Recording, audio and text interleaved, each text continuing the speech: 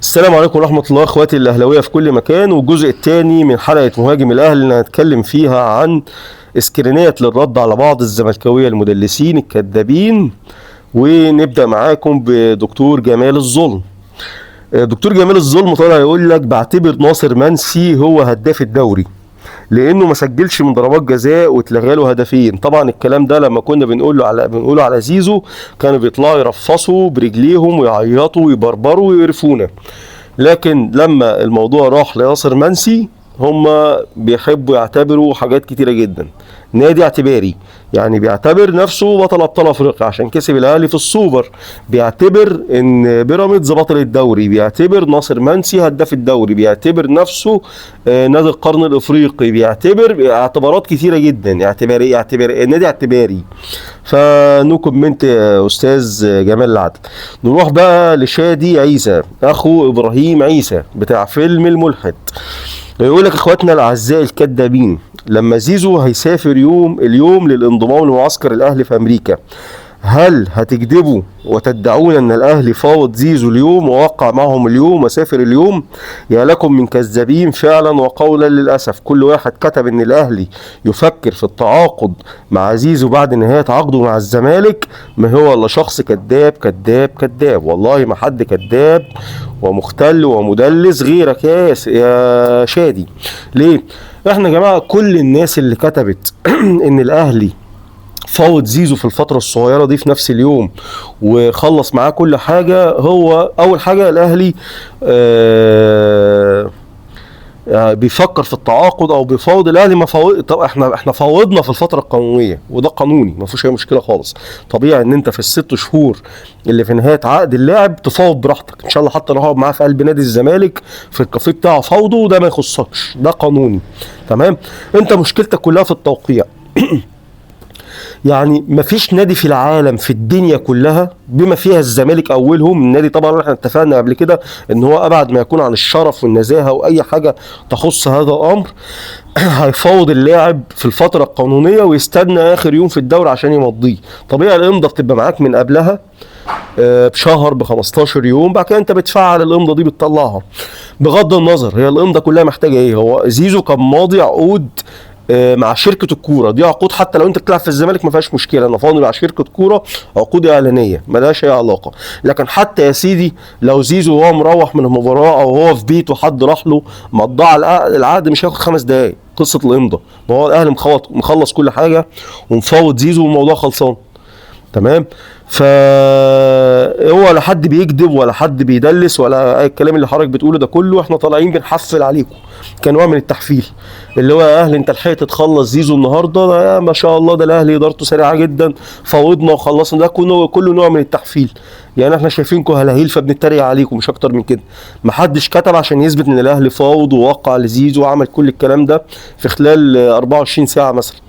كل الموضوع احنا شايفينكم شويه هلاهيل بنتريق عليكم. فكل الناس اللي نشرت الموضوع وانا واحد منهم دخلت في كل الكومنتات عند كل الناس اللي بتتكلم في الموضوع بقول لها ما شاء الله وانت اداره الاهلي لحقت ان هي تمضي زيزو وتعمل ده كله النهارده. كان موضوع من التريقه، نوع بس من التريقه عليكم انتوا شويه هلاهيل، فاحنا بنتريق عليكم مش اكتر من كده.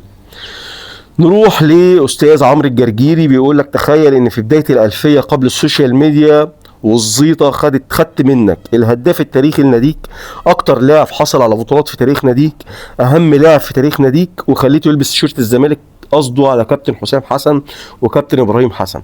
طبعا برضه هم يا جماعه والله العظيم بيطلعوا يقولوا اي هبل وعبط عشان القطيع بتاعهم يمشي وراهم.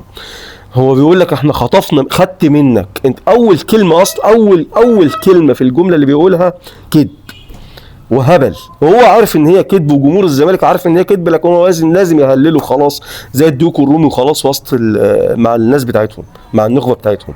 يعني اذا انا اللي سايب حسام حسن يعني عارف انت مثلا خدت مني مين؟ خدت مني عبد الله السعيد، هقول لك برافو عليك مرتضى اخد مني عبد الله السعيد. وعلى فكره وعبد الله السعيد برضه انا ما كنتش راضي اجدد له بالرقم اللي هو عاوز، لكن خدته من قلب النادي الاهلي. تمام؟ وكان عقده انتهى، لكن نفس فكره زيزو. تمام؟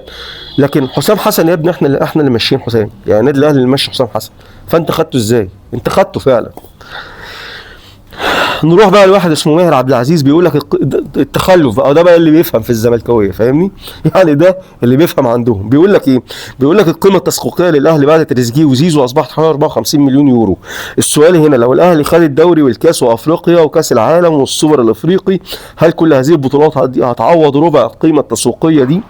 طبعا انا هنا حطيت افتراضيه الفوز بكل البطولات. طبعا هل الاعلانات والرعايه هتعوض ربع القيمه دي؟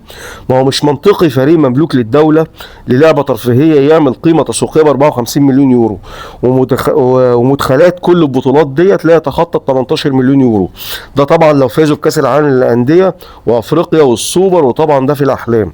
المفروض في جهه اداريه واموال عامه، ده لو الشركه بتخسر بس بيبيعوا المعدات والشركه نفسها ويطلعوا العمال معاش. ما هي دي فلوس الشعب مش فلوس الاهلي ولا الاهلاويه. استمرار يعني هو حاجه من الاثنين، يا مدلس وكذاب يا اما متخلف عقليا. والله العظيم ما لها تاني، والله ما لها حل تاني. يا مدلس وكذاب وعارف ان في قطيع عامله لفظات ولايكات وده بس عشان ده اللي بيفهم، ده عفيفي بتاعهم بقى التاني، تمام؟ يا الا هو ايه؟ متخلف عقليا. هو بيقول لك ان القيمه التسويقيه ل 54 مليون، وكأن الاهلي مطالب ان هو كل سنه يدفع 54 مليون يورو. هو مش فاهم ومش مدرك ان انت بتدفع مرتبات. يعني انا اكتر لعيب عندي مثلا بياخد له 2 مليون يورو او 1,800,000 يورو، ده اكتر لعيب. ممكن يكون القيمه التسويقيه بتاعته 7 مليون يورو. مش معنى ان القيمه التسويقيه دي القيمه التسويقيه اللي هشتري بيها، فاهمني؟ يعني واحد زي زيزو القيمه التسويقيه بتاعته مثلا قد تصل ل 5 أو 6 مليون يورو. هل انا دفعت 5 6 مليون يورو لزيزو وانا بشتريه؟ مبدئيا لا، تمام؟ لكن هل انا زيزو كل سنه مطالب ان انا ادفع له 5 6 مليون يورو؟ لا. زيزو هتلاقي مثلا مرتبه في السنه 1.5 مليون 1.6 مليون يورو، تمام؟ فهل يبقى انا كده مطالب في السنه ان ادفع مرتب اللاعب القيمه التسويقيه ديت او القيمه اللي هياخدها اللاعب في عقده كامله 4 سنين؟ يعني ممكن مثلا بمرتبات اللعيبه خلال 4 سنين اللي موجودين في الاهلي حاليا يبقى مطالب منه مثلا في الاربع سنين 40 مليون يورو ان هو يسدد مرتبات، تيجي على 4 سنين ل 40 مليون يورو، فاهمني؟ بخلاف طبعا ان احنا عندنا مدخلات بالمصري ولاعيبه كتيره بتقبض بالمصري، مش كلهم بيقبضوا باليورو او بالدولار.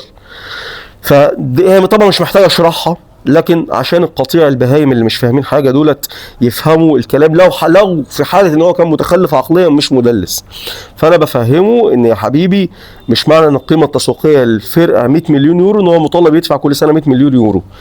100 مليون يورو دي اللي هي القيمه الاعتباريه للاعب لو اتباع. يعني مثلا انا عندي لعيب بتاعي ملك الاهلي اليو ديانج، قد تكون القيمه التسويقيه بتاعته مثلا 5 مليون يورو. هل انا ديانج شاريه واخده اعاره، كنت مطلعه اعاره ومرجعه ببلاش، فهل كده ان انا مطالب ادفع كل سنه لديانج 5 مليون يورو؟ يا متخلف. لا. نروح للي بعده.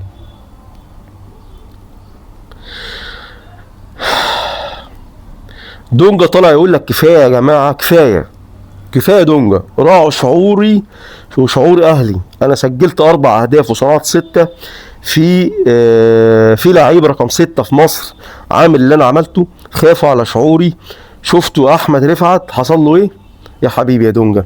وانت ما كنتش خايف على شعور زميلك اللي كان بيلعب معاك في الملعب امام عاشور وانت طالع تتريق عليه وتقول له ركز في الملعب؟ طب ركز في الملعب يا دونجا حبيبي، واتمنى الجمهور ما يخافش على شعورك.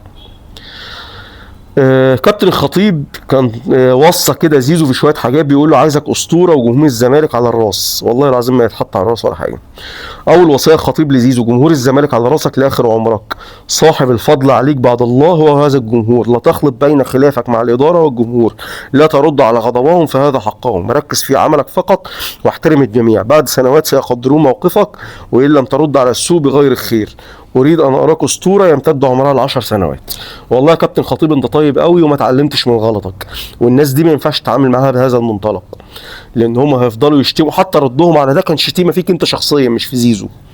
فكون ان انت تتعامل معاهم بنبل فرسان زي ما انت جيت في فتره كانوا واعيين نايلين بنيله وقلت مش هاخد منهم لعيبه، فضلوا يتريقوا على الموضوع ده، فاتحطيتهم تحت جزمتك وخدت كل لاعيبتهم الحلوه من قلب ناديهم.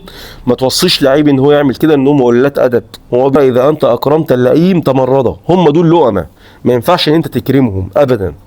بعض طبعا انا بتكلم كل ده يا جماعه، ما بتكلمش على جمهور الزمالك المحترم زمايلنا واصحابنا، ما بتكلمش عليهم، بتكلم عن النخبه الزملكاويه وبعض الجمهور المتخلف عقليا.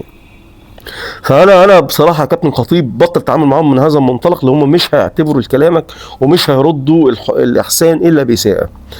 ندخل بقى يا جماعه على الضحك الزملكاوي، وده هنشوف الجزء الثالث من الحلقه. استنوني، سلام عليكم.